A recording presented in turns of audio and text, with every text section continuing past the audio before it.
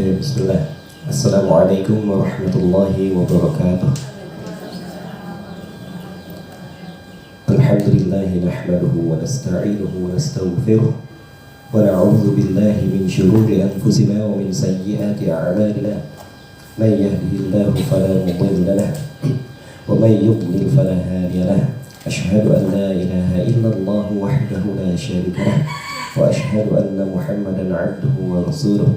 Allahumma salli wa sallim wa barik ala sayyidina Muhammad wa ala alihi wa ashabihi ajma'in, amma ba'd. Alhamdulillah, kita lanjutkan kembali kajian fikih kita. Terakhir kemarin kita membahas di bab puasa ya. Insyaallah hari ini kita masuk ke bab zakat fitri.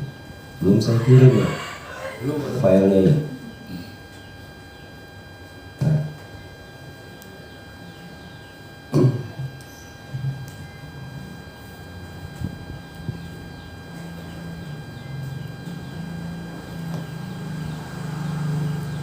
Harusnya dikirim dulu kemarin, saya lupa pula.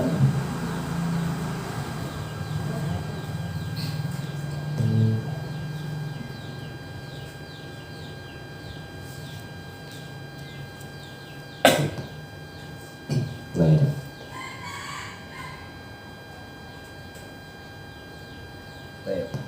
Kita masuk ke bab zakatul fitri.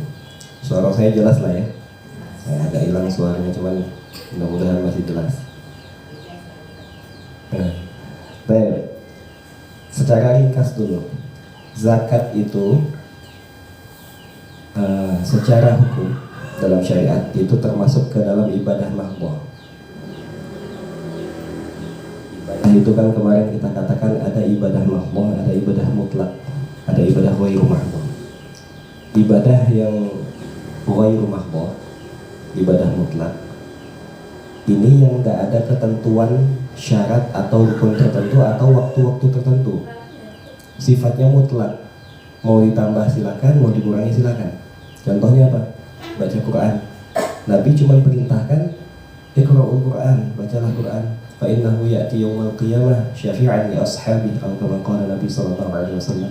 Bacalah Al-Quran karena Al-Quran nanti bakal datang di hari kiamat menjadi syafaat bagi yang bacanya. Nabi tidak nentukan ini bacanya berapa banyak, surah-surah apa yang dibaca, kecuali yang memang ada di dalam hadis. Kayak misalkan malam Jumat disunahkan baca Al-Kahfi misalkan. Sebelum tidur disunahkan baca Al-Mulk. Selain itu terserah. Jadi kalau ada yang mau baca Al-Quran misalkan malam apa nih sekarang? Malam Minggu. Boleh tidak kita malam Minggu baca Yasin? Boleh aja, kenapa tidak boleh gitu? Karena itu ibadah mutlak. Tidak ada terikat dengan syarat tertentu begitu. Jadi silakan. Kalau ibadah mahdhah ini yang tidak boleh ditambah, tidak boleh dikurangi. Ini yang memang sudah ada ketentuannya dari Nabi. Salat subuh itu 2 rakaat. Kita nih ada yang terlampau soleh misalkan, dia mau nambah jadi 4 rakaat. Boleh enggak? Tidak boleh. Karena salat ini ibadah mahdhah. Jangan ditambah, jangan dikurangi.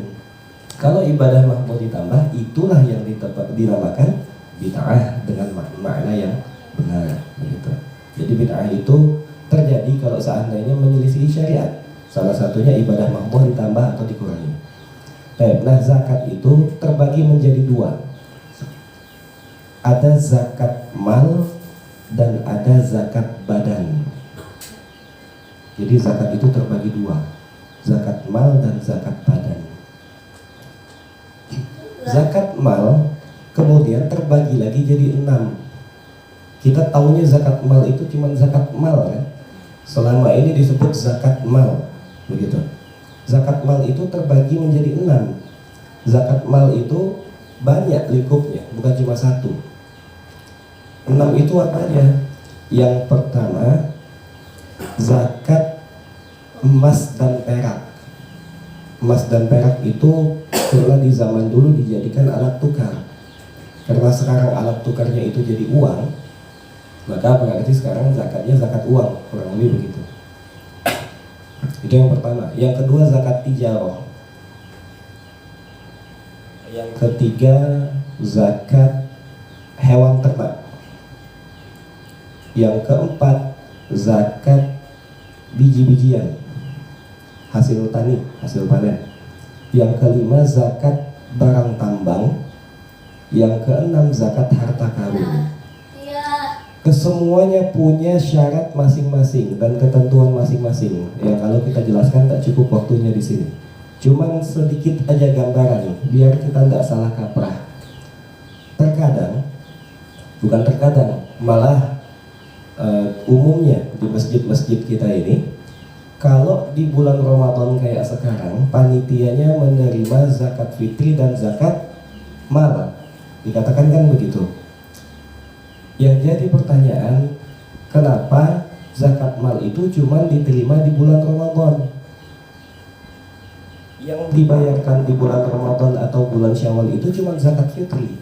Zakat mal bisa jadi di bulan Ramadan, bisa jadi di bulan lain. Tergantung apa? Tergantung haul. Waalaikumsalam. Tergantung haul.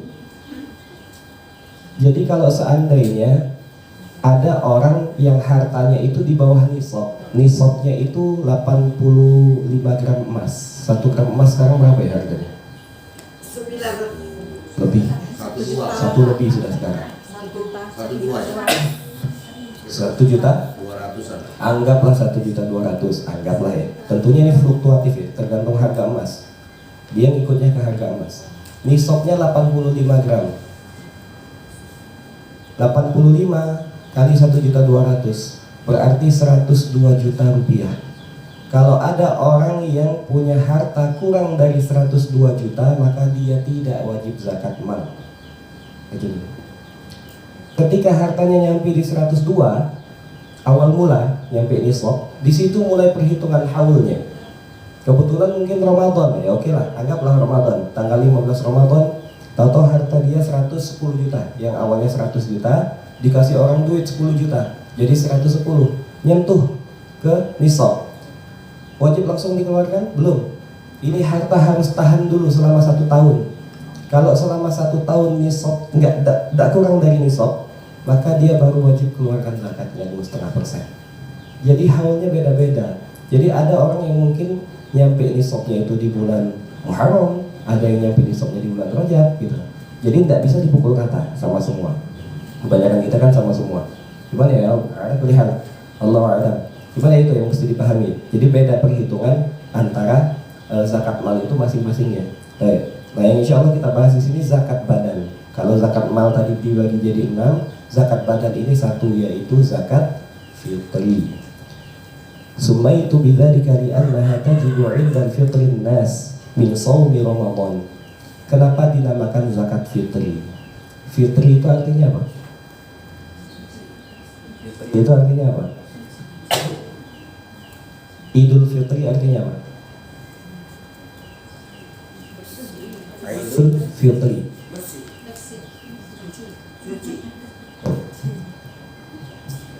Iftar itu artinya apa? Iftar. Pernah dengar tak istilah iftar? Iftar itu menjelang menunggu waktu berbuka itu.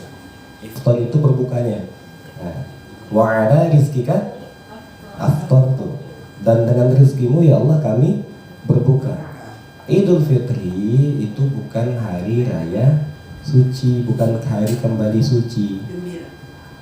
Idul Fitri hari kembali berbuka. Berbuka dari apa? Dari puasa 1 bulan penuh, dari shaumi Ramadan. Jadi dinamakan Idul Fitri, awalnya kita puasa Ramadan 1 bulan penuh. Hari ini kita kembali berbuka lagi, Idul Fitri. Makanya zakat fitri itu artinya zakat untuk berbuka. Jadi bukan zakat, zakat itu secara umum memang artinya penyuci. Penyuci, maksudnya apa? Mensucikan harta kita dari yang bukan hak kita. Karena zakat itu kan haknya fakir atau miskin, wajib kita keluarkan dari harta kita. Nah, zakat fitri zakat untuk berbuka. Makanya ini erat kaitannya dengan apa yang nanti dikeluarkan. Makanya kalau dalam mazhab Syafi'i dan bahkan jumhur ulama, zakat fitri itu harus makanan yang masih mentah. Karena zakat untuk berbuka. Kalau ada yang bilang, oh duit lebih bermanfaat, kalau kita ngasih uang itu lebih bermanfaat. bukan masalah manfaat atau tidak manfaatnya, cuman esensinya sudah berbeda gitu. Jadi zakat fitri ini memang zakat untuk makan gitu. Yang dikasih itu bahan makanan. Kalau mau zakat berbentuk uang itu nanti ada porsinya di zakat mal tadi, di zakat harta emas dan perak tadi. Atau kalau mau yang lebih afdol lagi, bayar makanan sebagai zakat fitri, kasih uang untuk sedekah. Kan kita disunahkan perbanyak sedekah juga di bulan Ramadan, begitu.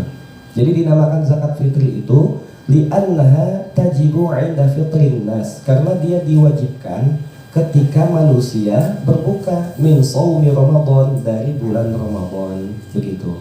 Makanya dinamakan zakat fitri. Baik. Kemudian selanjutnya, siapa yang wajib mengeluarkan zakat fitri ini? Kalau tadi yang zakat mal, yang zakat emas dan perak, itu kan yang wajib mengeluarkannya orang yang hartanya sudah melebihi nisab dan sudah sampai 1 tahun.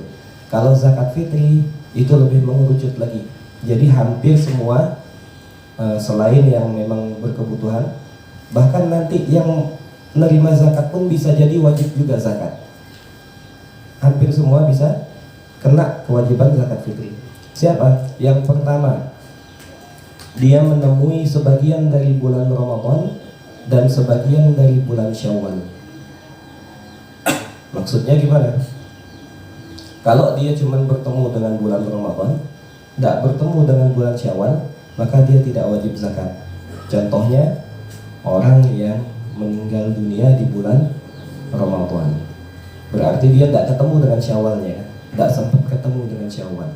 Wajib tidak kita bayarkan zakatnya? Tidak wajib, karena dia tidak ketemu dengan Syawal. Tapi kalau dia meninggalnya di malam Idul Fitri misalkan, sudah masuk di Syawal gitu, meninggal belum bayar zakat, wajib dibayar zakatnya karena sudah ketemu dengan bulan Syawal. Atau yang cuma bertemu dengan Syawal tapi tidak ketemu dengan bulan Ramadan, siapa? Bayi yang baru lahir di malam Idul Fitri misalkan, pas pula malam Lebaran dia sibuk nyari dokter kandungan, mau melahirkan. Lahirlah si anak bayi ini tadi setelah waktu maghrib di hari terakhir Ramadan. Berarti dia tidak ketemu Ramadan kan, cuman ketemu sama Syawal. Wajib tidak dibayarkan zakatnya? Tidak wajib. Tapi kalau seandainya dia lahir di ujung-ujung Ramadan, masih ada bulan Ramadannya, misalkan di hari terakhir Ramadan tapi siangnya atau sorenya, berarti sempat ketemu nih dengan Ramadan si bayi ini. Ketika masuk waktu Syawal, wajib dibayarkan zakat fitrinya. Jadi harus menemui sebagian Ramadan dan sebagian dari Syawal. Yang kedua, wajib bagi seorang muslim. Wala tajibu 'alal kuffar. Tidak wajib bagi orang-orang kafir yang asli. Ya. Kalau ada orang kafir bayar zakat, itu bukan zakat, itu sedekah. Sedekah biasa. Yang ketiga, merdeka, bukan budak atau hamba sahaya. Nah sekarang budak sudah tidak ada lagi, jadi merdeka semua. Dan yang keempat, dia memiliki makanan yang cukup untuk dia dan tanggungannya. Jadi kalau misalkan suami, berarti di rumahnya itu misalkan dia punya istri 1, anak 2, atau istri 2, anak 1. Kembali, dia punya istri 1, anak 2. Makanan untuk dia, untuk istrinya, untuk anaknya itu cukup di hari itu, di hari Idul Fitri dan malamnya. Jadi kalau seandainya makanan itu untuk dia dan keluarganya di hari Idul Fitri sama malamnya cukup, masih berlebih, maka dia wajib zakat, wajib mengeluarkan zakat fitri. Nah, dari sini kita bisa narik kesimpulan bahwa orang yang mungkin awalnya dia tidak punya makanan di rumah, tiba-tiba pas malam Idul Fitri dia nerima zakat. zakat yang diterima ini tadi, beras ini tadi banyak, mungkin sampai 10 kilo atau bahkan sampai 20 kilo bisa jadi. Anggaplah 10 kilo. Ada orang makan 10 kilo sehari semalam? Nggak ada. 10 kilo ini sudah lebih nih dari tanggungan dia dan dari dirinya untuk makan dia di hari itu dan malam harinya. Maka dia wajib juga mengeluarkan zakat, walaupun ini tadi dia terima dari zakat gitu. Karena dia sudah punya nih makanan yang cukup untuk dia dan keluarganya di hari Idul Fitri dan malam harinya. Jadi jangan kira orang yang terima zakat itu tidak wajib mengeluarkan zakat lagi. Enggak, tetap wajib. Selagi memang yang diterima itu cukup banyak. Zakatnya ke siapa? Ya saling ke sesama fakir atau sesama miskin, yang sesama kurang mampu gitu. Boleh saling gantian. Yang si A ngasih zakat ke si B ngasih zakat ke si A. Yang penting wajib dikeluarkan. Ujungnya balik lagi juga. Jadi tetap wajib ya. Wajib orang yang menerima zakat kalau memang dia masih punya makanan yang cukup untuk dia dan keluarganya di hari Idul Fitri dan di malam harinya. Nah itu 4 yang diwajibkan mengeluarkan zakat fitri. 4 syaratnya begitu. Yang tadi pertama memenuhi sebagian dari Ramadan dan Syawal, kemudian muslim, merdeka, dan yang keempat memiliki makanan yang cukup untuk dia dan orang yang jadi tanggung jawab dia di hari Idul Fitri dan malam harinya. Kemudian selanjutnya, apa yang wajib kita keluarkan nih untuk zakat fitri? Tadi sesuai namanya, zakat fitri itu dikeluarkan ketika hari berbuka. Fitri namanya. Sebenarnya lebih tepatnya itu zakat fitri, bukan zakat fitrah gitu. Walaupun sebagian mengatakan juga ada namanya zakat fitrah. Cuma lebih tepat lagi zakat fitri, sesuai dengan esensinya. Kenapa dikeluarkan ketika Idul Fitri? Ada nggak yang nyebut Idul Fitrah? Nggak ada. Idul Fitri semuanya. Jadi zakat fitri, zakat makan gitu, zakat makanan, zakat untuk berbuka. Di dalam mazhab Imam Syafi'i, yang wajib dikeluarkan untuk zakat fitri adalah makanan pokok yang masih mentah di daerah kita tinggal. Sama dengan fidyah kemarin, yang mau bayar fidyah puasa. Kemarin ada yang nanya WA ke kita, Ustaz, kalau seandainya kita mau bayar fidyah untuk ibu hamil, kalau diuangkan berapa? Saya jawab, bukan dengan uang, tapi dengan beras, makanan pokok yang masih mentah di daerah tempat kita tinggal. Ya, kalau di suatu tempat itu dia konsumsinya gandum, berarti zakatnya dengan gandum. Kalau makanan pokoknya kurma, berarti bayar zakatnya dengan kurma begitu. Kalau kita di Indonesia, kita makannya apa? Ibu makan beras, saya makan nasi. Kita makan nasi, cuman yang mentahnya beras. Kalau ada yang makan beras, hebat ini.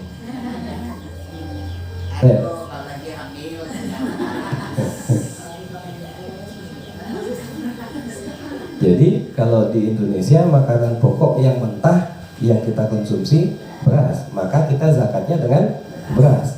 Nabi tidak pernah zakat pakai beras karena Nabi tidak makan beras. Di sana tidak makan beras.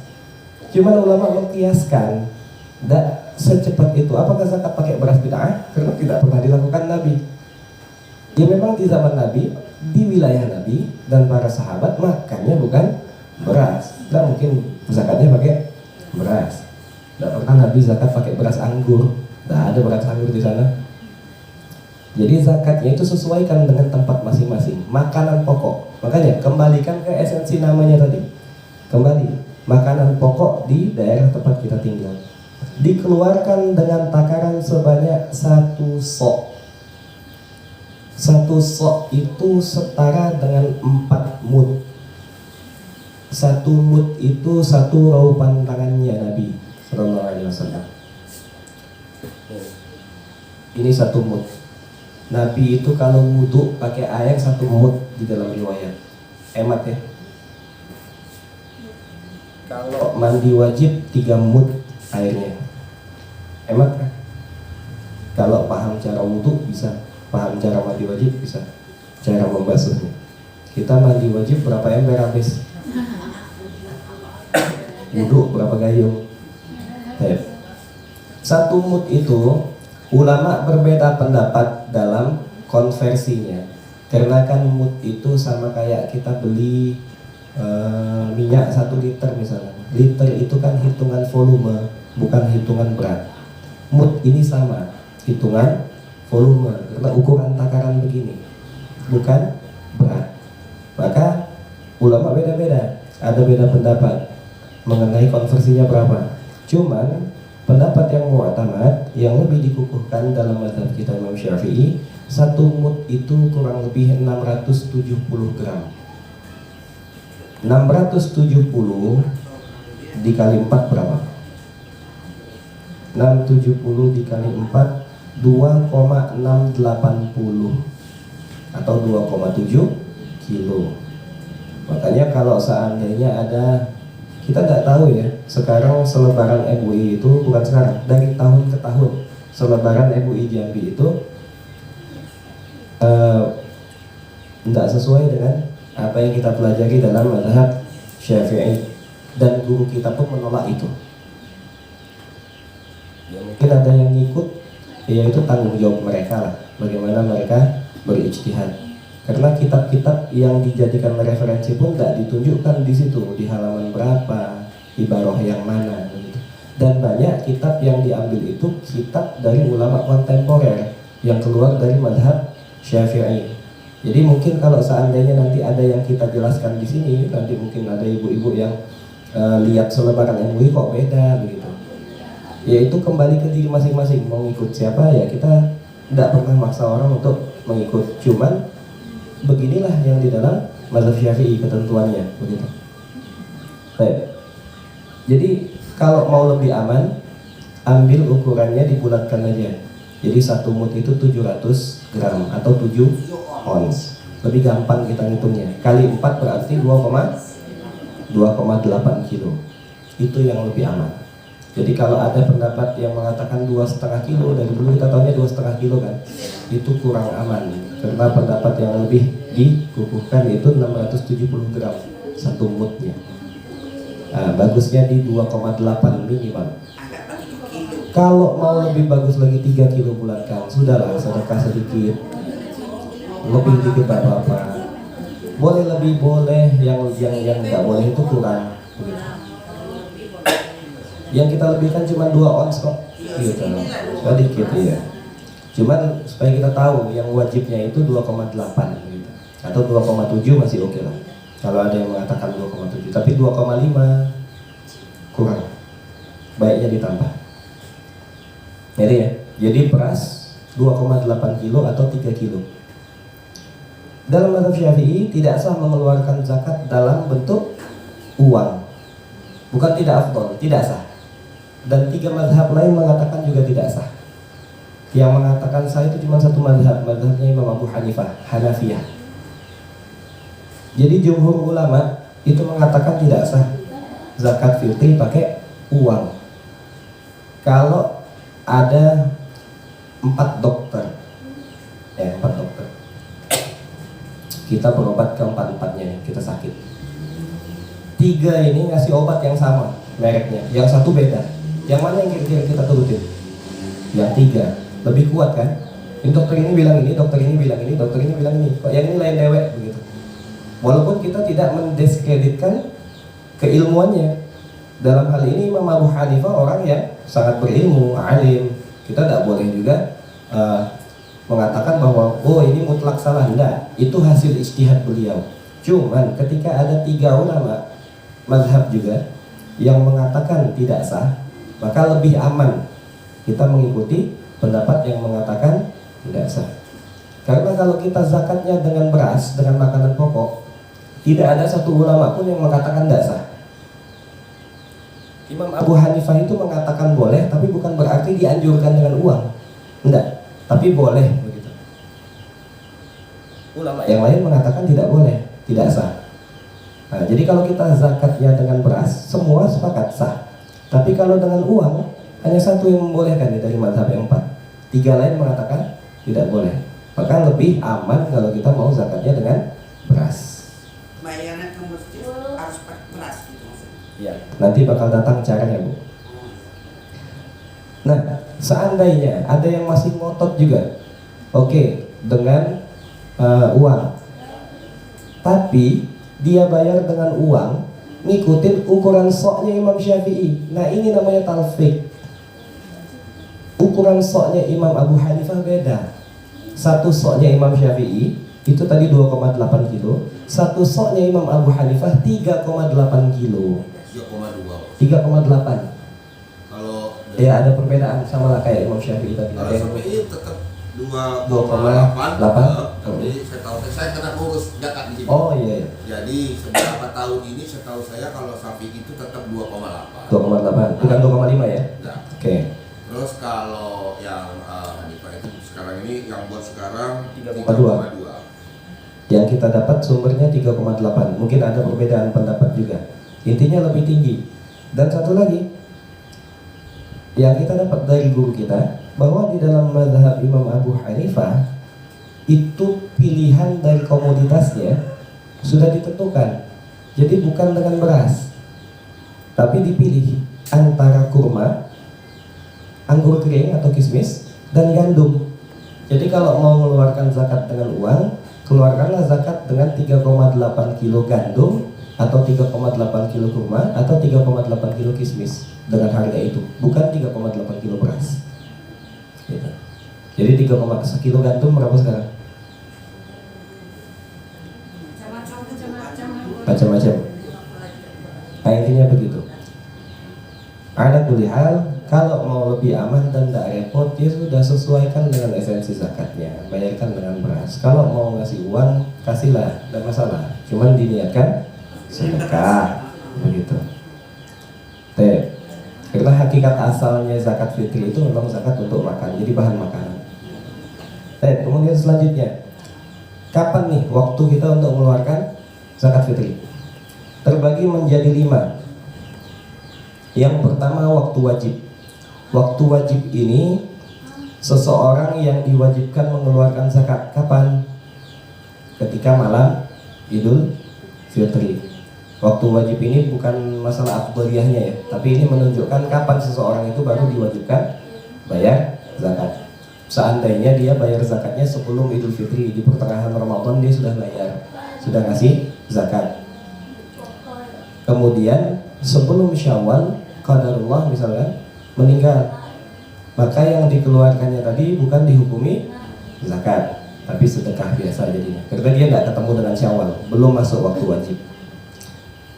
Kemudian waktu jawaz. Waktu jawaz ini waktu boleh. Kapan? Dari awal bulan Ramadan, boleh aja. Jadi ta'jiluz zakah namanya, mendahulukan zakat sebelum waktunya. Boleh, dengan syarat. Dengan syarat orang yang menerima zakat kita itu ketika malam Idul Fitri statusnya masih mustahik, masih berhak menerima zakat. Contohnya gimana? Kita ngasih zakat ke si A. Oke. Sebelum Idul Fitri, hari ke-27 Ramadan, dapat kabar yang kita kasihkan zakat tadi meninggal. Berarti zakat yang sudah kita kasih ke dia tidak sah, karena dia meninggal sebelum ketemu waktu wajibnya, sebelum malam Idul Fitri. Atau tiba-tiba dia dapat warisan, mendadak kaya dia, jarang lah kali ini. Misalnya mendadak kaya dia, yang tadi sudah kita kasih zakat, ya awalnya memang kurang mampu, tahu-tahu dapat warisan dia atau apa, mendadak kaya. Jadi ketika di malam Idul Fitri statusnya sudah jadi orang kaya dia, maka ini zakat yang kita kasih tadi tidak sah, wajib bayar lagi. Syaratnya itu. Jadi syaratnya itu, yang kita kasih zakat itu nanti di malam Idul Fitri statusnya masih mustahik, masih berhak menerima zakat. Yang ketiga, waktu fadilah. Ini waktu yang paling afdol mengeluarkan zakat. Kapan? Yaitu di hari Idul Fitri, setelah sholat subuh, sebelum sholat Id. Itu waktu yang paling afdol untuk mengeluarkan zakat fitri. Saya pernah nyoba, tapi repot, nyari orangnya susah, habis subuh itu sepi. Nah kalau seandainya tidak bisa, maka turun sedikit di malam Idul Fitri. Itu afdol juga. Cuman lebih afdol setelah sholat subuh sebelum sholat Id, itu lebih afdol. Tapi kalau seandainya sulit, di malam Idul Fitrinya, di malam Idul Fitrinya, itu juga sudah termasuk afdol. Kemudian waktu makruh, kita sering nih dengar khatib pas khutbah Idul Fitri, barang siapa yang membayar zakatnya setelah khatib turun dari mimbar maka itu sedekah biasa. Sering kan khutbahnya begitu. Dalam mazhab Syafi'i, setelah khatib selesai dari khutbah alias selesai sholat Idul Fitri, itu masih boleh bayar zakat, masih ada waktunya dan tidak haram. Tapi hukumnya makruh. Inilah waktu makruh tadi. Setelah sholat Idul Fitri, hukumnya makruh. Dan hilang makruhnya kalau seandainya ada orang yang afdol untuk diberi zakat, tapi dia baru munculnya itu habis sholat Id. Misalnya siapa? Kita sedekah yang paling afdol itu ke siapa sih? Ke siapa kita sedekah paling afdol? Ke siapa? Keluarga. Keluarga dulu. Orang tua dulu. Istri.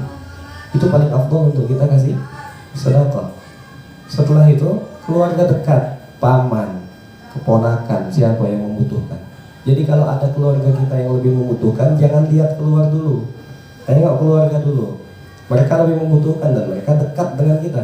Qorib ini secara kekerabatan dekat. Ini dulu lebih diutamakan. Tidak ada keluarga, baru kemudian tetangga yang di sekitar kita. Sudah tidak ada tetangga, baru cari yang lain. Begitu. Tentunya yang membutuhkan ya. Tentunya yang membutuhkan. Jadi kalau ada keluarga yang lebih membutuhkan, itu lebih berhak untuk kita berikan zakat. Asalkan dia bukan orang yang wajib kita nafkahi. Mentang-mentang siapa? Bapaknya kekurangan, dia ngasih zakat ke bapaknya, enggak boleh. Bapaknya itu wajib dia nafkahi. Orang yang wajib dinafkahi enggak boleh dikasih zakat. Atau orang soleh, ini ulama, kebetulan hidupnya pas-pasan apa adanya, karena memang kesehariannya itu kerjanya cuma ngajar, enggak ada kerja yang lain misalnya. Itu lebih berhak untuk kita berikan zakat. Kebetulan dia ini kalau sholat idnya jauh, munculnya itu baru ke sini, baru balik lagi ke rumahnya setelah sholat Idul Fitri. Kita mau ngasih zakat ke dia, boleh nggak? Boleh. Makruh nggak? Nggak makruh. Karena ini orang afdol untuk dikasih zakat. Dia baru munculnya setelah sholat Id, nggak masalah. Dan kalaupun disengaja, hukumnya makruh maksimal, nggak sampai haram. Kapan haram? Waktu terakhir waktu haram yaitu setelah terbenamnya matahari di hari Idul Fitri, habis maghrib. Nah itu sudah haram itu. Kalau masih ada yang belum membayar zakat saat itu, dosa dia. Zakatnya tidak wajib, wajib tetap dia keluarkan. Qadha namanya, qadha zakat. Sama kayak sholat. Kalau kita ninggalkan sholat, wajib diganti tidak? Wajib, wajib qadha. Sama, kita ninggalkan zakat, wajib ganti tidak? Wajib, wajib qadha. Cuman dosa, wajib taubat, banyak istighfar. Kita pernah dikasih zakat sama masjid di dekat rumah. Dulu pengurus yang dulu, udah yang lama, tahun berapa ya? Udah lama lah pokoknya. Dikasih zakat dengan dua kesalahan. Satu, kita bukan termasuk yang berhak menerima zakat. Dua, dikasih zakatnya H+2 Idul Fitri. Apa ini Pak? Zakat kok baru dibagikan sekarang gitu? Iya, kemarin tak sempat. Mohon enak nih ngomong tak sempat. Zakat orang nih haram baru disalurkan setelah Idul Fitri. Akhirnya kita terima. Kenapa? Kalau kita balikkan lagi takut salah salurkan lagi nanti. Terima aja, kasih ke yang berhak gitu. Jadi kita yang bantu salurkan gitu. Nah itu waktu-waktunya ya. Nah ini yang paling penting, siapa yang berhak menerima zakat? Yang pertama, fakir. Jadi ada 8 golongan atau yang kita kenal dengan asnaf tsamaniyah. Yang pertama fakir. Siapa itu fakir? Fakir itu orang yang tidak punya harta atau tidak punya penghasilan, atau dia punya penghasilan cuman tidak cukup untuk memenuhi setengah kebutuhannya. Setengahnya pun tidak cukup. Misalnya di Jambi ini kalau kita hidup 1 orang suami, 1 orang istri, 2 orang anak, ya anggaplah itu umumnya ya. Itu berapa lah penghasilan sebulan yang kira-kira pantas gitu, yang kira-kira dia bisa makan 3 kali sehari dengan lauk pauk yang memang memadai ya. Bukan makannya itu hemat ya, bukan makannya cuma pakai garam gitu. Enggak, ini makannya 3 kali pakai lauk, pakai sayur gitu. Dan dia bisa beli pakaian setiap beberapa ini sekali gitu, beberapa waktu sekali. Kira-kira berapa penghasilannya kalau di Jambi? 3 juta cukup enggak? 3 juta. Anggaplah begitu. Untuk orang yang punya 1 istri dan 2 orang anak. Jadi dia bisa tinggal di rumah, bisa kontrak yang wajar gitu. Baju bisa beli berapa periode sekali, makannya bisa cukup. Ini cukup ya. Maksudnya cukup itu 3 kali sehari dengan lauk yang pantas begitu dan lain semisalnya. Anggaplah 3 juta. Dia ini kerja tapi penghasilannya itu cuma 1.200.000, tidak sampai setengah dari 3 juta tadi. Otomatis yang 3 juta ini kan beda-beda nih ya, tergantung daerah masing-masing. Mungkin di Jogja yang biaya hidupnya lebih murah ya lebih turun lagi, tergantung, menyesuaikan keadaan. Di Jambi anggaplah kita ambil patokan misalnya 3 juta untuk hidup secara normal tadi. Dia punya penghasilan cuma 1.200.000, setengahnya pun tidak sampai ini. Maka ini dihukumi sebagai fakir. Jadi penghasilannya itu tidak cukup untuk memenuhi setengah, bahkan setengah kebutuhannya pun tidak cukup gitu. Yang kedua, miskin. Miskin ini dia punya penghasilan lebih dari setengah kebutuhannya, cuman tidak juga nutup kebutuhannya. Contohnya tadi, misalkan kita ambil patokan 3 juta. Dia kerja gajinya 2,5 juta, masih kurang 500 kan dari 3 jutanya. Ini terkategori sebagai miskin, berhak menerima zakat. Hidupnya bisa, makan ya makan, cuman alhasil dia makan yang hemat. Mungkin yang harusnya dia makannya itu ayam terus atau ikan terus setiap hari, ini ada sehari yang cuma pakai sayur aja, atau yang ada sehari cuma pakai garam aja misalkan. Hemat lah jadinya, hidupnya hemat gitu, untuk mencukupi kebutuhannya. Jadi masih belum hidup secara layak begitu, secara normal, secara wajar maksudnya. Nah ini. Jadi jangan lihat orang dari patokan rumah atau kendaraan ya. Bisa enggak punya motor atau bahkan punya mobil misalkan, tapi dia terkategori miskin? Bisa, mungkin kan. Bisa jadi memang mobil itu digunakannya untuk nyari penghasilan, misalkan dia nge-grab atau dia Maxim. Memang mobil itu dia nyicil masih, dan memang itu untuk dia nyari penghasilan, tapi penghasilan yang dia dapat masih belum nutup begitu. Jadi bisa jadi dia masih terkategori miskin. Oh dia itu mana bisa dibilang miskin, motornya B2? Belum tentu. Bisa jadi memang motor itu kebutuhan dia, tapi secara penghasilan masih belum tutup dia, dan dia tidak punya tabungan, tidak punya simpanan, maka masih memungkinkan terkategori miskin atau fakir. Begitu. Jadi jangan dilihat dari lahirnya, lihat dari kehidupan sehari-harinya dia. Ya kita tetangga lebih tahu lah biasanya gimana ini penghasilannya, kerjanya apa, hidupnya gimana, makannya gimana. Jadi teorinya begitu. Jadi kalau fakir itu setengah kebutuhannya tidak cukup, kalau miskin setengahnya lebih, cuman tidak nutup secara keseluruhan. Itu golongan yang kedua. Golongan yang ketiga, amil. Nah ini, amil ini badan yang menerima zakat. Amil di dalam zakat fitri atau zakat secara umum yang dikatakan berhak menerima zakat, yang disebut sebagai amil itu adalah suatu lembaga atau badan yang ditunjuk resmi oleh pemerintah untuk mengelola zakat. Biasanya itu ada pembagian tugasnya. Dari amil itu ada yang dia tukang data, ini siapa yang berhak. Ada yang tukang menerima zakatnya, ada yang tukang bagikannya, dan lain-lain. Ada yang tukang catat dan sebagainya. Pengurusnya Tapi dengan catatan tadi, resmi dari pemerintah. Maka kita sarankan kalau panitia masjid mau dikatakan sebagai amil, syarat yang pertama, urus dulu SK-nya dari Basnas. Karena lembaga yang resmi dari pemerintah kan Basnas sekarang. Kalau ada SK dari Basnas berarti itu sudah perwakilan dari Basnas. Bisa dikatakan amil asalkan memenuhi syarat, nanti bakal kita bahas. Jadi kalau ada panitia yang tidak punya SK, bukan ditunjuk langsung dari pemerintah, alias bentukan dari panitia masjid saja, dari pengurus masjid membentuk panitia masjid, itu dihukumi panitia sukarela, bukan amil. Tidak bisa dikatakan amil. Tidak berhak menerima zakat mengatasnamakan amil. Garis bawahi mengatasnamakan amil. Apakah dia tidak boleh menerima zakat? Tergantung. Kalau memang ternyata dia dalam kondisi yang kurang mampu, berarti dia masuk ke dalam kategori fakir atau miskin, boleh menerima zakat. Cuman yang sudah mampu tidak berhak menerima zakat dengan mengatasnamakan amil, karena itu tidak bisa disebut sebagai amil. Amil itu harus resmi dari pemerintah.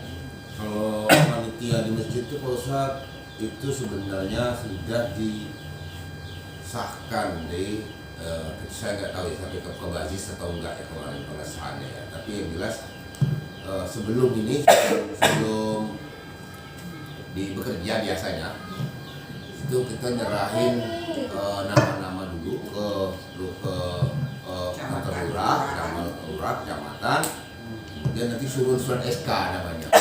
Tapi pernah kejadian 1 atau 2 tahun yang lalu ya, saya pernah bahas masalah ini. Karena saya sendiri pribadi tidak setuju yang amil yang di masjid itu dikatakan amil, karena setahu saya tuh amil yang dia maksud itu menurut saya nih Ustaz, itu zakat mal. Bekerjanya nggak cuma 1 minggu itu enggak. Jadi saya nganggapnya itu ini kalau kamu ambil zakat mal, kamu kerjanya rutin, oke kita bayar. Tapi itu kan pendapat macam-macam Ustaz. Saya juga nggak bisa. Cuman pernah saya kejadian 2 tahun yang lalu itu yang keluar SK-nya bukan panitia zakat mal, bukan amil. Dia cuma bikin panitia pencatat zakat fitrah. Jadi P4 apa ini? Masjid ini. Jadi yang SK yang keluar dari pemerintah Sebutannya itu panitia ya? Panitia. Bukan amil. Bukan. Jadi kalau sekarang masih ada juga teman-teman yang berkeras, biasanya juga bingung apa yang dikerasin kalau mau ngambil Iya. Apalah kita mau ngambil zakat orang, gitu kan? Cuman ya sudah, kita nggak bisa juga merubah orang lain kan? Cuman ini jadi catatan untuk kita. Jadi kita paham, karena gini, beda. Kalau kita ngasih zakat ke amil, itu mau dia salah saluran, salah penyaluran, salah ngasih atau semisalnya, itu kita tidak terbeban lagi, bukan urusan kita. Kalau ke amil, tapi kalau ke panitia yang bukan amil, itu kalau seandainya panitianya salah nyerahkan, kita dapat kena juga. Jadi terhitung belum bayar zakat begitu. Jadi harus lebih hati-hati. Kita yang bayar nih. Nah iya, sama kayak nitip zakat. Nitip zakat tuh boleh nggak? Boleh. Jadi saya misalkan ke Pak Iwan, saya sudah niatkan ini zakat ini tadi. Pak, tolong ya Pak ya, salurin. Itu nitip zakat namanya. Nitip untuk menyalurkan zakat. Sudah sah belum? Belum. Masih tergantung. Kalau Pak Iwan nyalurkannya ke orang yang benar, sah zakat saya. Tapi kalau disalurkan ke yang salah, tidak sah. Sama panitia begitu juga. Kalau dia bukan amil, zakat yang kita kasih ke panitia tadi hukumnya masih gantung, belum tentu sah. Seandainya dia salah ngasih, kayak tadi ngasihnya ke yang dia anggap amil padahal dia bukan amil, maka itu zakat kita dihukumi tidak sah. Makanya kalau panitia bukan amil, kita tidak sarankan untuk ngasih zakat ke situ, kecuali kita tahu ini disalurkannya ke orang yang betul. Saya pernah nerapin juga. Karena saya waktu itu masih nentang, masih keras banget tuh, Saya bilang udah, panitianya butuh dananya berapa? Kita kayak barter aja. Misalnya satu orangnya dihitung uang itu kalau kan kita kan tahu udah pengalaman nih dari tahun-tahun karena di situ juga kita tahu berasnya sekian kilo rata-rata dapet uangnya sekian karena kan ada yang pakai uang ada yang pakai beras. Jadi akhirnya totalnya berapa, panitia jumlahnya berapa, misal aja Pak Ustaz. Misalnya satu orang penerima mustahik itu dapat 300.000 dan beras 10 kilo. Kalau diuangkan duit jadi 400, kan saya bilang udah kamu berapa panitianya 5 orang 5 kali 400. Berarti 2 juta duit kas langgar saya pakai. Ada punya biaya. Gitu. Pernah saya terapkan seperti itu tapi jadi pertentangan ternyata malah jadi. Maksud saya tuh udah boleh deh ambil tapi jangan dari gas langgar jadi pakai. Karena itu kan kegiatan masjid juga. Iya. Itu pun masih dalam pertentangannya nggak boleh nggak kas langgar. Kalau masjid mungkin agak lebih lagi cuma langgar ya. Langgar Iya. kita tahu. Karena itu tadi jadi dia pertentangan. Iya. Ya, ala kulihan memang kita agak sulit ya kalau mau terutama kalau orangnya nggak pernah belajar. Nggak maksudnya Terus kita itu nggak boleh juga Ustaz sebenarnya. Kita agak ragu karena nggak ada kepentingan langgar di situ. Siapa yang nyuruh bikin panitia ini? Nggak ada. Pakai duit masjid langgar tuh pada Nggak boleh. Orang sedekah masjid itu mungkin sedekah untuk Jadi pembangunan. masjid itu boleh digunakan untuk kemaslahatan masjid. Tidak ada hubungan antara panitia tadi dengan kemaslahatan masjid. Jadi kalau mau dibikin itu masjid bikin kopi untuk narik jemaah, setiap jemaah yang sholat dikasih kopi boleh untuk meramaikan masjid. Tapi kalau panitia tidak ada hubungannya dengan kemaslahatan masjid atau langgar. Cuman karena wakafnya wakaf langgar saya agak ragu. Apakah boleh? Karena itu langgar ya, bukan masjid. Kalau masjid lebih keras lagi, penggunaan wakafnya betul-betul diatur gitu. Jadi baiknya dihindari. Itulah susahnya kita. Ya jadi kita ya kalau seandainya kita ngasih saran ditolak ya sudah doakan aja lah. Jadi Gitu. maksudnya Ustaz, duit masjid apa duit langgar itu tidak seenaknya dipakai untuk Loh iya, konsumsi. tidak boleh. Nah, saya mau tanya nih Ustaz, kalau di masjid kami itu kalau setiap bulan puasa ini ada terakhirnya tiap minggu, Sabtu malam minggu dia menggunakan duit kas untuk makan bersama. Gimana? Boleh kalau itu untuk jamaah yang sholat di situ. Oh, boleh. Boleh. Jadi untuk narik jemaah tidak masalah kalau itu. Memang jamaah itu digunakan tujuannya untuk meramaikan masjid itu tadi kan, tidak masalah. Tapi kalau panitianya sama kayak pakai duit masjid, duit kas masjid untuk acara Maulid Nabi, boleh tidak boleh. Pakai duit masjid untuk acara Isra Mi'raj tidak boleh. Tidak ada hubungannya tuh acara Isra Mi'raj dengan Maulid Nabi ke masjid. Makan yang datang di Lah iya, karena Maulid itu kan di luar dari fungsi masjid secara umum. Mau mengadakan Maulidnya di masjid silakan, tidak masalah. Cuman jangan pakai kas masjid. jadi hukumnya makan itu jangan dosa gitu. Yang makan yang tidak tahu ya enggak, yang ngelolanya. Saya jujur sering kan acara Isra Mi'raj kan duitnya tidak cukup dan pakai duit kas. Duit kas masjid. Ya.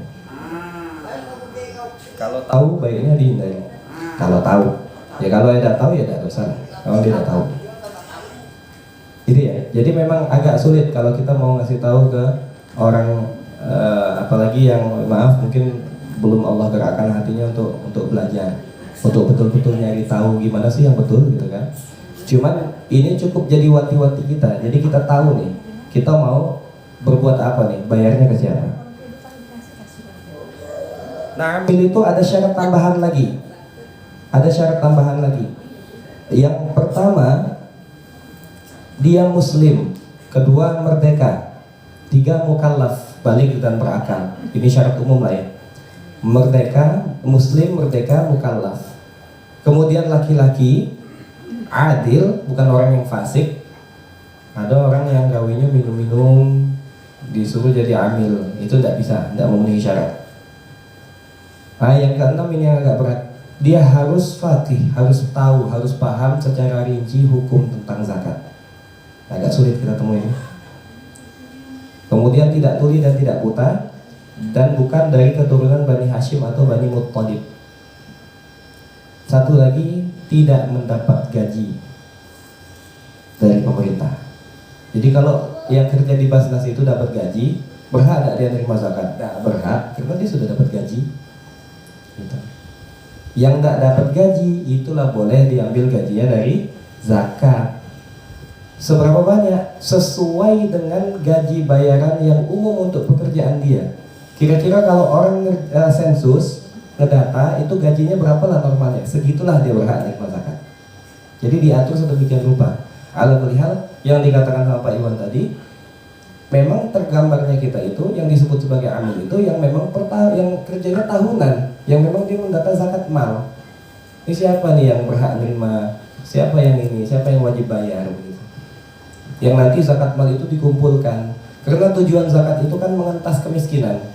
Jadi zakat mal yang dikumpulkan Basnas ini, yang dalam jumlah banyak, itu lebih bisa proper untuk disalurkan. Dan disarankan justru jangan diberikan uang orang yang membutuhkan tadi, tapi dibikin dia usaha dia. Misal, si dia ini keterampilannya apa? Bisa bengkel misalkan dia, cuman dia tidak punya peralatan yang memadai.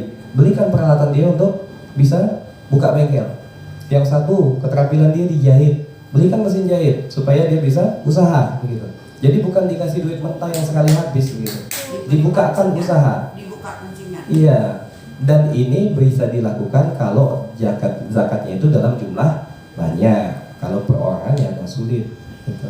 Inilah fungsi Basnas itu sebenarnya. Cuman tidak tahu kita dilaksanakan atau tidak.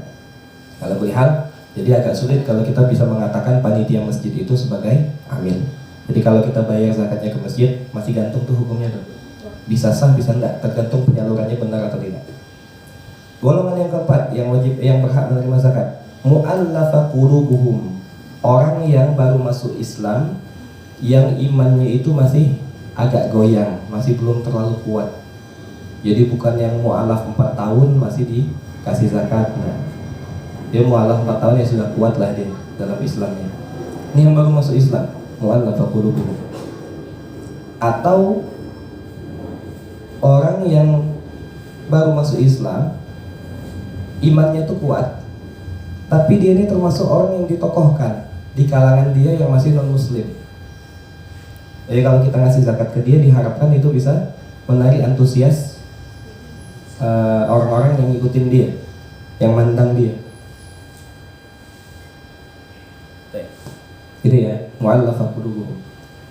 Yang kelima, mukatab. Mukatab tidak usah kita bahas karena ini kaitannya dengan budak, dan zaman sekarang sudah tidak ada lagi perbudakan. Jadi kita skip saja. Jadi mukatab itu ada budak, dia ngomong sama tuannya, tolong bebasin aku, merdekakan aku. Kata tuannya, oke, tapi bayar ke aku 1 juta misalnya. Akhirnya dia kerja untuk nyari duit 1 juta untuk bebasin diri dia dewek. Nah ini mukatab namanya, berhak menerima zakat. Cuman sekarang tidak ada lagi. Yang keenam, orang yang punya utang dan jatuh tempo, gharim, berhak menerima zakat. Selagi utangnya itu tidak bertentangan dengan syariat. Dia utang untuk judol, untuk judi online, tidak boleh lah kita kasih zakat. Pakainya untuk judi lagi nanti, tidak boleh. Jadi utangnya itu memang utang yang benar gitu. Contohnya apa? Dia utang untuk bangun masjid misalkan. Dia utang untuk anaknya sekolah, atau utang untuk bangun sekolah, atau utang untuk damain 2 orang yang lagi selisih paham. Misalnya ada 2 orang nih, kebetulan yang satu juga tidak bisa bayar utang, yang satu lagi marah nagihnya. Akhirnya dia damain. Ngapa nih? Ini nah, dia nih janji kemarin bayar utang nih tanggal sekian, ini masih belum bayar juga. Karena dia nih orangnya suka damai misalkan. Akhirnya dia mau damaikan ini, cuman dia juga tidak punya duit. Dia pinjam ke orang untuk nutupin utang sini. Jadi dia yang utang ke orang lain untuk bayarkan utang sini. Nah itu pahalanya besar gitu. Nah itu berhak menerima zakat kalau ada yang begitu. Cuman jarang lah ya. Yang ketujuh, fi sabilillah. Ini juga banyak disalahartikan. Fi sabilillah itu secara makna umum, orang yang berjuang di jalan Allah. Kita nih datang ke sini mau nuntut ilmu, fisabilillah bukan? Fisabilillah. Orang yang kerjanya ngajar ngaji Fisabilillah, fisabilillah. Pokoknya setiap yang berjuang di jalan Allah itu disebut fisabilillah. Cuman bukan fisabilillah itu yang dimaksud di dalam makna mustahik zakat ini. Siapa fisabilillah yang dimaksud? Fisabilillah yang berhak menerima zakat itu adalah orang yang berperang di jalan Allah tanpa dibayar. Orang yang jihad fisabilillah dengan jihad yang benar ya, bukan jihad-jihatan. Jihadnya bom bunuh diri di gereja, itu bukan jihad, jahat itu.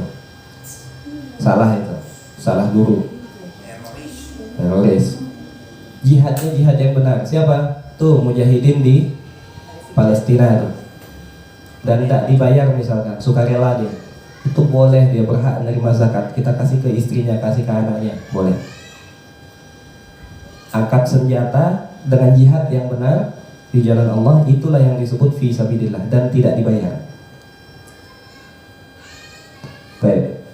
Jadi dengan definisi ini, guru ngaji boleh tidak terima zakat? Imam masjid boleh tidak terima zakat? Tidak boleh. Guru ngaji, imam masjid, Walaupun dia susah. muadzin, nah itu beda. Kalau susah hitungannya lain, susahnya bukan imamnya. Nah, jadi guru ngaji, imam masjid, muadzin, apa lagi? Kiai, mubaligh, dai dan segala macam yang sejenisnya tidak berhak menerima zakat mengatasnamakan fisabilillah. Kalau seandainya dia miskin gimana? Ya berhak, tapi bukan atas nama fisabilillah, atas nama fakir atau miskin. Jadi yang membuat dia berhak menerima zakat bukan karena guru ngajinya, bukan karena imam masjidnya, tapi karena kondisinya, keadaan dia yang masuk ke dalam fakir atau miskin. Dan justru kalau seandainya ada kiai, ada ustadz, ada guru ngaji yang dalam keadaan miskin, lah ini lebih berhaklah kita kasih zakat. Karena ini orang soleh kayak tadi. Bahkan kalau kita zakat dengan orang ini dan dia baru muncul setelah sholat Idul Fitri, tidak makruh zakatnya, karena dia orang soleh. Kita ngasih makanan ke orang soleh itu, makanan yang dia makan itu dia gunakan untuk ibadah. Beda kan pahalanya dengan makanan yang kita kasih ke orang biasa yang mungkin tidak semaksimal orang soleh kalau ibadahnya. Jadi lebih patut untuk kita kasih zakat. Cuman itu tadi dengan catatan jangan mengatasnamakan guru ngaji. Nah itu tadi kejadian yang kita diberikan zakat berapa tahun lalu itu karena kita dianggap sebagai imam masjid. Akhirnya dikasih zakat. Zakat untuk imam masjid. Jadi tidak peduli dia mau kaya, mau miskin, mau cukup, mau tidak, pokoknya dia dapat zakat karena dia imam. Nah ini keliru. Salah dalam pemaknaan fisabilillah. Ada dai yang memang dia kerjanya ceramah, cuman alhamdulillah hidupnya berkecukupan, dikasih zakat, ya tidak boleh. Yang herannya si dai ini nerima baik pula begitu. Karena ternyata dia pun tidak paham gitu hukum zakat. Tidak boleh ya? Ini tidak boleh. Tidak berhak menerima zakat mengatasnamakan fisabilillah. Tapi kalau memang kondisinya fakir atau miskin boleh. Yang ke-8 ibnu sabil atau musafir, orang yang dalam perjalanan kehabisan ongkos. Nah ini boleh dikasih zakat dan diberikan sesuai kadar kebutuhannya, Bay. Misalkan dia tuh punya uang, cuman ATM-nya ketinggalan misalkan. Atau misalkan dia punya uang cuman jauh dari ATM, dia butuh duit untuk pergi ke ATM. Yang boleh dikasih cuman sekadar uang untuk dia pergi ke ATM itu, Bay. Cuman sekadar untuk kebutuhannya, tidak lebih dari itu. Atau dia memang tidak punya uang sama sekali, kehabisan ongkos, yang dikasih cuman untuk ongkos pulang, cuman sekadar itu, tidak lebih dari itu.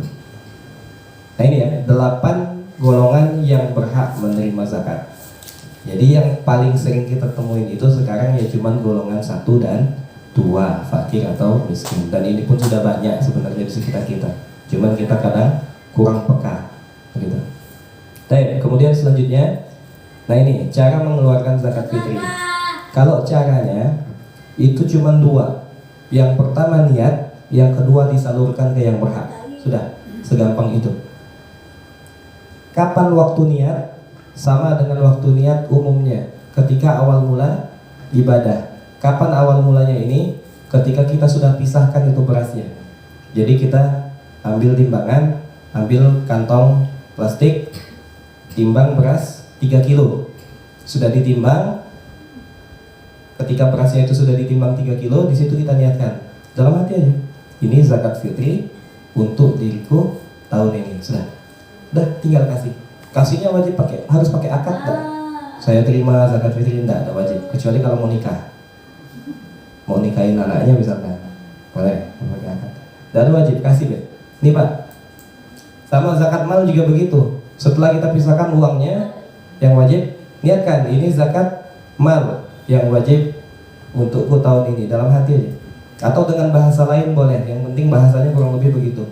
Sudah kasih bukti orang, nih Pak ada rezeki sedikit. Tidak perlu sih Pak, ini zakat saya Pak, tidak perlu. Bahkan kata ulama, seandainya nih kita sudah misahkan beras 3 kilo tadi, kita niatkan sebagai zakat, kita taruh di teras, kita mau salurkan. Pas kita ke dalam, pas keluar lagi hilang itu beras, diambil sama orang. Kebetulan yang ngambilnya ini miskin, sudah sah itu zakatnya. Jadi bukan kita salurkan langsung, tapi diambil sama yang miskin tadi, sah itu zakatnya. Jadi ya, jadi dipisahkan, diniatkan. Caranya begitu. Setelah berasnya dipisah, baru kita niatkan itu sebagai zakat. Siapa yang meniatkan? Yang pertama, untuk seorang laki-laki, dia wajib meniatkan zakat fitri untuk dia, istrinya, dan anak-anak yang belum balik. Itu bagi laki-laki. Jadi suami itu wajib meniatkan zakat untuk dia, untuk istrinya, dan untuk anak-anaknya yang belum balik.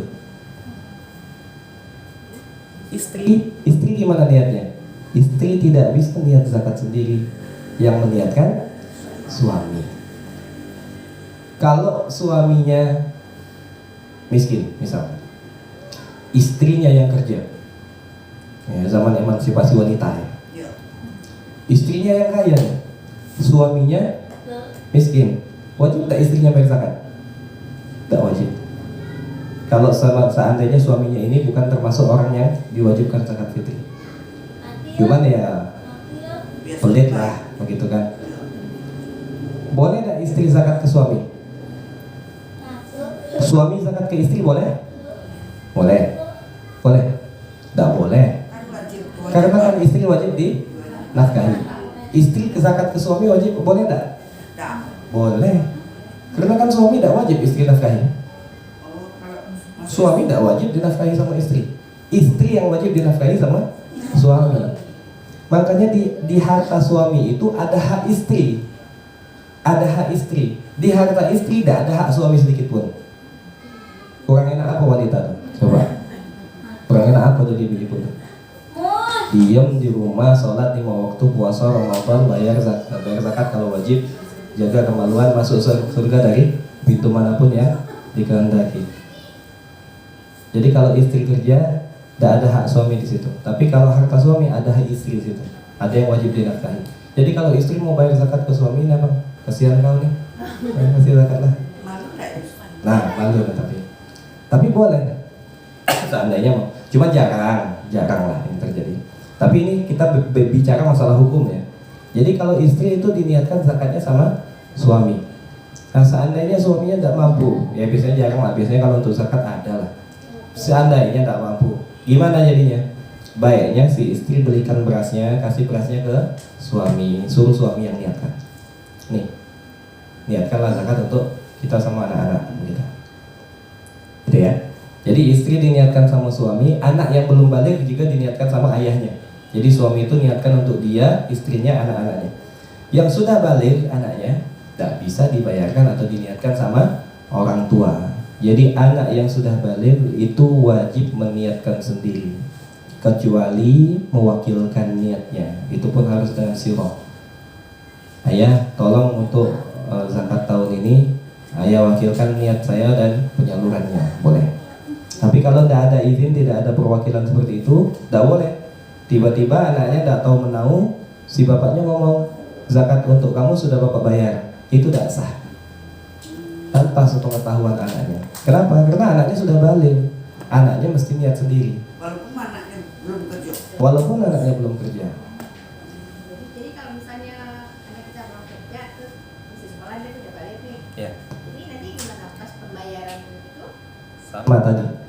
Kasih, kalau mau dikasih pendidikan, kasih duit, suruh dia beli beras dewek, niat sendiri, keluarkan, salurkan sendiri. Atau kalau mau lebih gampang lagi, suruh kasih berasnya ke dia. Sudah ada berasnya, nih, niatkan sendiri. Begini deh. Iya, kasih ke yang berhak begitu. Jadi dididik. Itu sudah balik ya. Kalau yang belum balik ya, kalau yang belum balik diniatkan. Beda. Kalau yang sudah balik tidak bisa diwakilkan niatnya. Karena ini ibadah badan masing-masing. Gitu. Nitip boleh ya. Nitip boleh. Asalkan sudah si anak niatkan, tolonglah Pak salurkan. Silakan, tidak apa-apa. Yang penting sudah diniatkan. Niat ini yang jadi masalahnya. Niat ini. Tidak bisa niat itu diwakilkan tanpa izin. Tidak bisa. Niat itu boleh diwakilkan kalau ada izin baru boleh. Kalau misalnya kita membayar zakat untuk orang tua, kalau kita yang bayar zakatnya. Ya. Nah, kalau kita membayarkan untuk orang yang wajib kita nafkahi, tidak perlu izin. Wajib kita nafkahi kan? Anak yang sudah balik ini tadi wajib tak kita nafkahi? Dalam syariat secara hukum tidak wajib. Cuman kebiasaan kita lah, kebiasaan yang bagus. Anak yang sudah balik, karena dia masih sekolah, masih kita nafkahi. Sebenarnya tidak wajib. Kecuali dia menuntut ilmu syar'i, yaitu masih wajib kita nafkahi. Nah, jadi kalau seandainya orang yang wajib kita nafkahi orang tua tadi, kita niatkan tidak apa-apa. Tapi kalau orang yang tidak wajib kita nafkahi, tiba-tiba kita bayarin zakat kawan kita misalkan, sama lah tuh kayak bayarin anak yang sudah balik. Kawan kita bayarin, kita baik misalkan sama dia. Terus kita telepon, ente tidak usah bayar zakat lagi ya tahun ini, sudah anak bayarin tadi. Padahal dia tidak tahu nih, tidak ada izin dia, tidak sah. Jadi niat itu harus yang bersangkutan, atau kalau diizinkan. Nah setelah niat, tinggal disalurkan ke yang berhak. Jadi gampang niat gitu. Kita pisahkan beras 3 kilo, udah kasih ke yang berhak. Tetangga-tetangga kita, masa nggak ada yang masih kebutuhan, ada kebutuhan, kurangan dan segala macam. Nah itu lebih afdol kita kasih secara langsung. Nah ini ya secara umum. Nah ini sedikit permasalahan yang berkaitan dengan zakat fitri. Kalau yang tadi mungkin ada beberapa yang sudah kita singgung, masalah orang tua mengeluarkan anak yang sudah balik tadi, kemudian panitia masjid itu sudah kita sebutkan juga, imam masjid, marbot masjid, guru ngaji juga. Nah ini yang belum. Orang yang ini masalah naklus zakah, pemindahan zakat. Zakat fitri ini disebut zakat badan, itu dibayar di mana badan kita berada ketika menemui waktu wajib, yaitu ketika malam Idul Fitri. Jadi misalkan kita sudah bayar zakat tanggal 15 Ramadan, tahu-tahu sebelum Idul Fitri kita mudik balik ke Palembang misalkan. Malam Idul Fitrinya kita di Palembang. Tadi kita bayar zakatnya di Jambi, yang sudah kita bayar itu tidak sah. Karena kita badan kita di malam Idul Fitri itu ada di Palembang. Jadi kita harus bayar zakatnya di Palembang. Jadi bayar zakat itu di mana badan kita berada ketika malam Idul Fitri. Ada pendapat yang membolehkan kalau ini. Jadi kalau yang sudah pernah begitu, sudah tidak usah pusing. Cuman kedepannya upayakan, usahakan di mana kita berada di malam Idul Fitri. Malam terakhirnya tuh. Malam Idul Fitri ya, malam Lebaran, Ya, malam Lebaran, malam takbiran. Jadi kalau misalnya gini, kan kalau kita tinggal di Jambi, Hmm. anaknya dikunci, jadi yang bayarin zakatnya yang dikunci, padahal ibunya ada di Jambi, gimana? Ya. Itu naklus zakat. Kalau mengikut pendapat ini tidak boleh. Cuman ada pendapat yang membolehkan. Jadi masih ya, tidak terlalu inilah. Abu-abu dikit lah. Tapi kalau bisa usahakan, ya betul. Jadi zakatnya itu disalurkan di tempat kita berada di malam Idul Fitri. Itu lebih aman. Besok kata dengan dia kirim duit deh. Naklus zakat itu nama istilahnya. Ya, bener. Baik. Kemudian transaksi jual beli zakat yang di masjid. Nah ini hati-hati kalau seandainya ada. Transaksi kok yang sering. Ini ada orang yang bayar zakat pakai beras. ya kan? Si panitia ini tadi dia ragu bayar pakai duit itu sah atau enggak. Akhirnya ada orang yang bawa duit, mau bayar zakat pakai duit. Dia pakai Sudahlah Pak, ini ini jadi akadnya beli. Jadi ini duit ini saya terima, ini berasnya. Habis itu berasnya kasih lagi sebagai zakat. Ada dua kesalahan di situ. Pertama, transaksi jual beli di masjid hukumnya haram. Jual beli apapun di masjid hilang keberkahannya, haram. Yang kedua, zakat yang dijual ini zakat siapa? Beras yang dijual ini beras siapa? Beras fakir nih, bukan beras dia. Dia ngejual sesuatu yang bukan hak milik dia, nggak sah itu hukumnya. Jadi kacau balau gitu. Atau dia siapkan misalkan, memang dia siapkan satu kantong beras. Satu kantong beras ini memang bukan punya siapa-siapa, memang dia bawa. Kemudian terjadi transaksi kayak tadi. Oke lah, jual belinya sah, cuma di dalam masjid haram, tetap dalam masjid dia jual beli.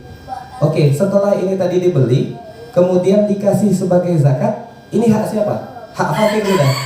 Bukan yang tadi awalnya bukan hak siapa-siapa, ini sudah jadi hak fakir, karena sudah jadi zakat. Tidak bisa dijual lagi berkali-kali. Haram hukumnya. Nah ini keliru ya.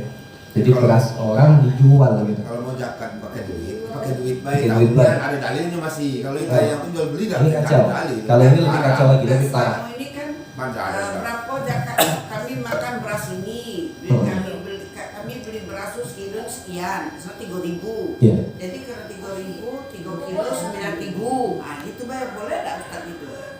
Nah iya. Ya Mereka kan bayar pakai duit, ada jual kami beli di lah. masjid tidak Iya. bayar untuk duit sebanyak 9.000 karena 3 kilo tadi. 3,8. Ya anggaplah Ya. 10.000 lah. Ya. Jadi 10.000, ayo kami beli mau. Ah, jadi mau beli 50.000. Nah ini baca doa selesai. Ya. Boleh. Itu mazhabnya Imam Abu Hanifah boleh, mazhab Syafi'i tidak boleh nanti. Karena mazhab Syafi'i tetap pakai beras. Jadi tetap kalau ditanya sama kita tetap menganjurkannya pakai beras. Pasti selalu kita bawa beras aja lah. Lebih aman itu. Nah itu ya. Jadi itulah sekilas tentang zakat fitri. Jadi lebih gampangnya pakai beras, niatkan sendiri, kasih langsung ke yang berhak. Insya Allah lebih aman dan lebih terjamin. Baik. Maaf Pak Ustaz. Allahu a'lam. Silakan yang ada pertanyaan. Tadi Pak Ustaz cerita dari penerima mustahik, kemudian dia merasa cukup Bukan merasa cukup, memang cukup. buat Ya. untuk diberikan lagi bayar Ya. zakat. Nah, Dia wajib. saya tanya Pak Ustaz. Ini misalnya nih ada orang 4 di rumah. Ternyata setelah dia dapat zakat fitri sehari sebelumnya begitu, dia cukup untuk makan hari ini dan malam, tapi tidak cukup untuk bayar orang 4. Siapa yang boleh? Allahu a'lam. Yang jelas dia keluarkan secukupnya aja. Mungkin dari dia pribadi dulu yang utama, terus istri, ya mungkin anak-anaknya satu yang jadi tidak bayar. Ada kata kelebihannya tadi itu misalnya nih, Pas-pasan namanya gitu.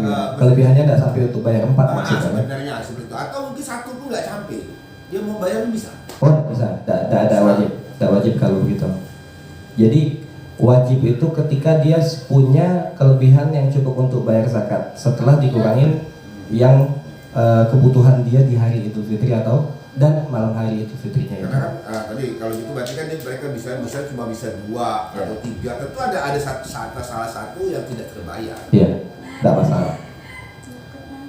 Dan tadi seandainya dia janjian dengan ini kan otomatis ke sesama dia kan, dia ngasihnya.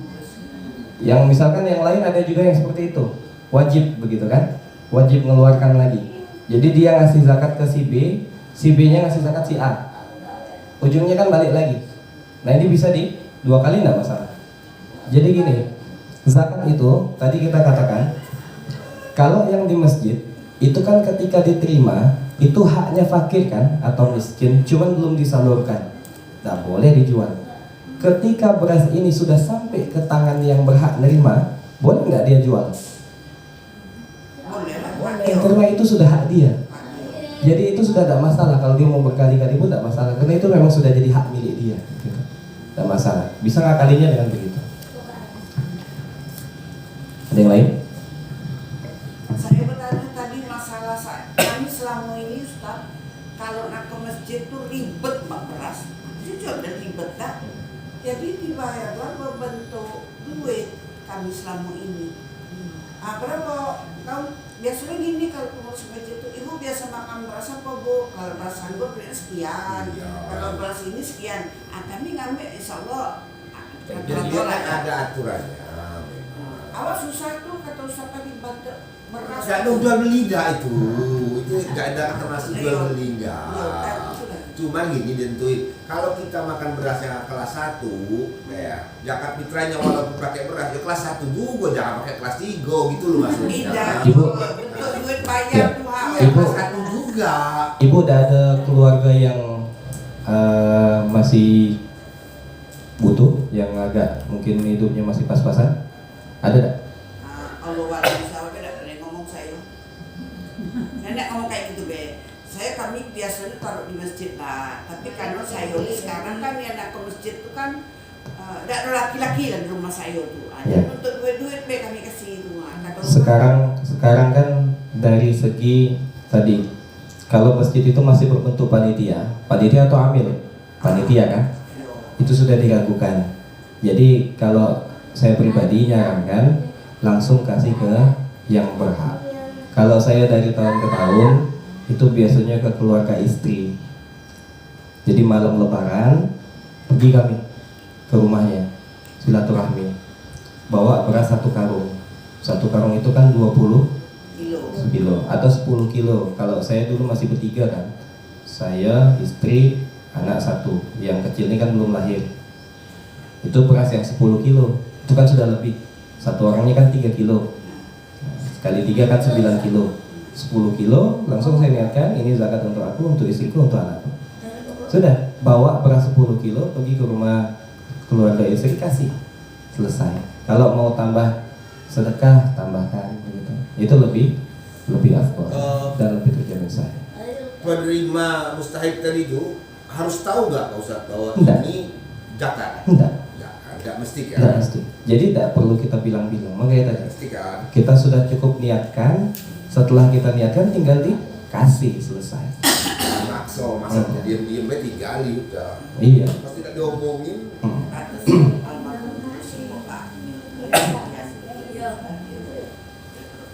Orang yang sudah pernah belajar itu sudah biasanya enggan bayar ke masjid, langsung ngasih ke yang bersangkutan. Kenapa? Khawatir nanti salah penyaluran. Karena kita bukan suuzon, bukan apa. Orang yang tidak pernah belajar zakat jadi panitia zakat, gimana tuh kira-kira?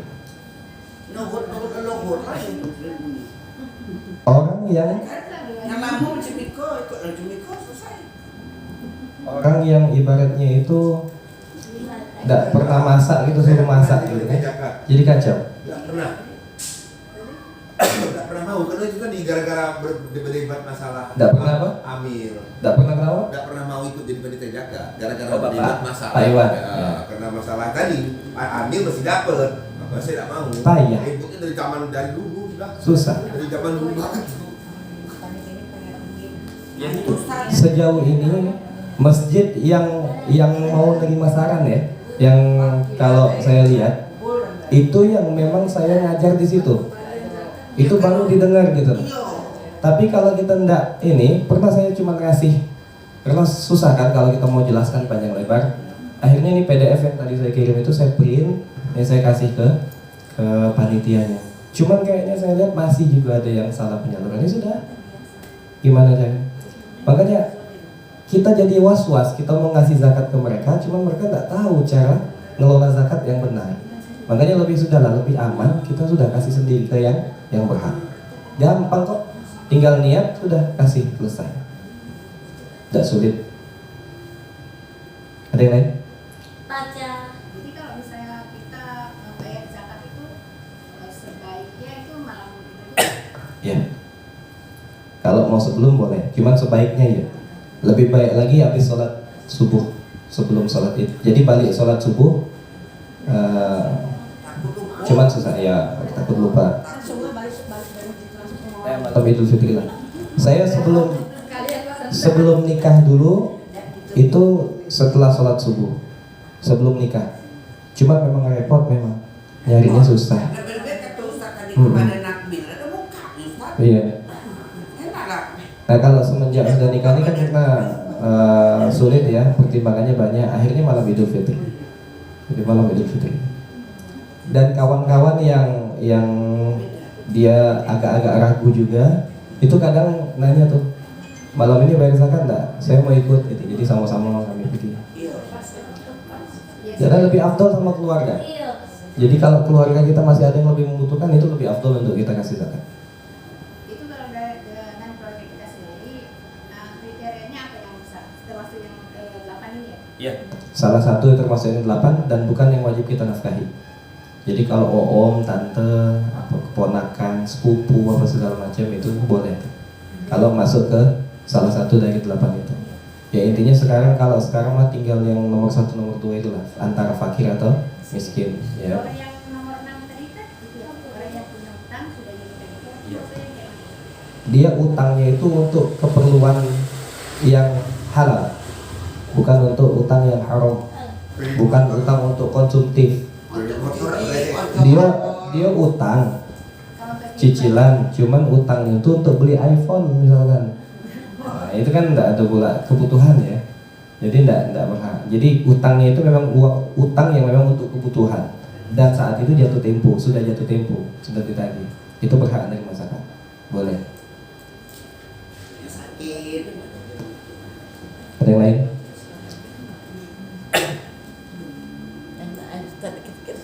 Jadi sekarang ini gampang, cuman kita dibikin ribet dengan kebiasaan yang ada ini gitu. Jadi hilang gitu. Nah, Ya. saya tanya kan, saya ini kan 13 tahun lalu dapat haji, kan, berarti baru dapat porsinya. Nah, kemarin dapat telepon, tahun ini harus makan, tapi saya belum bisa melunasin, karena ada duitnya masa belum, ada yang nolong melunasinya, boleh kan? Boleh. Tapi katanya harus ngeluarin zakat. Nah, Zakat apa?